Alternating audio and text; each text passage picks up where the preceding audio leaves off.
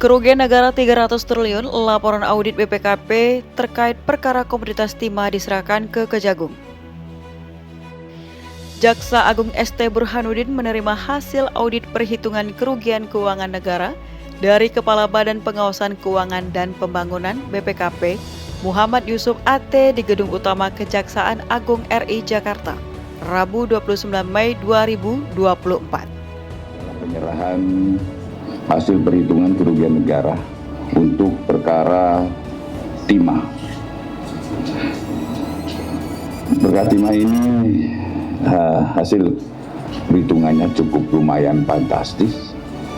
Yang semula kita perkirakan 271 dan ini adalah mencapai sekitar 300 T.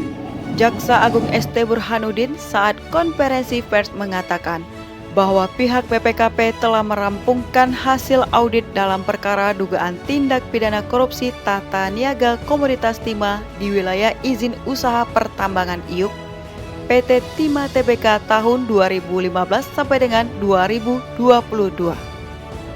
Menurut Jaksa Agung lagi bahwa laporan tersebut berkaitan dengan perbuatan jajaran oknum direksi PT Timah Tbk pada kurun waktu 2018 sampai dengan 2019 yang telah melakukan persekongkolan dengan para smelter untuk mengakomodir penambangan timah ilegal, yang seolah-olah kesepakatan kerjasama sewa menyewa peralatan prosesing peleburan timah di wilayah IUP PT Timah Tbk sehingga mengakibatkan kerugian keuangan negara ceki PT Timah Tbk.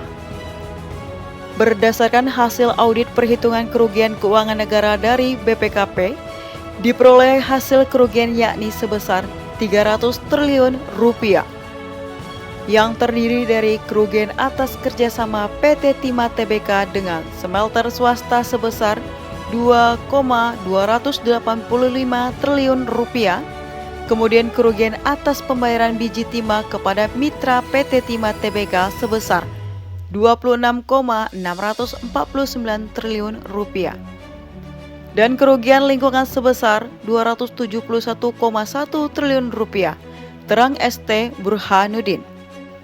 Dikatakan ST Burhanuddin lagi, mengenai kerugian lingkungan yang dimaksud merupakan akibat dari pengambilan biji timah yang dilakukan para smelter atau swasta yang bekerja sama dengan oknum PT Timah Tbk di wilayah IUP PT Timah Tbk secara ilegal sehingga mengakibatkan kerusakan lingkungan.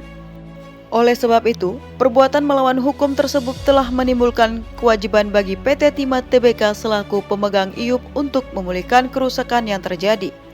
Dengan telah diterimanya audit perhitungan kerugian keuangan negara, tim penyidik akan fokus untuk menuntaskan pemberkasan dan berkoordinasi dengan penuntut umum, tutup Jaksa Agung ST Burhanuddin.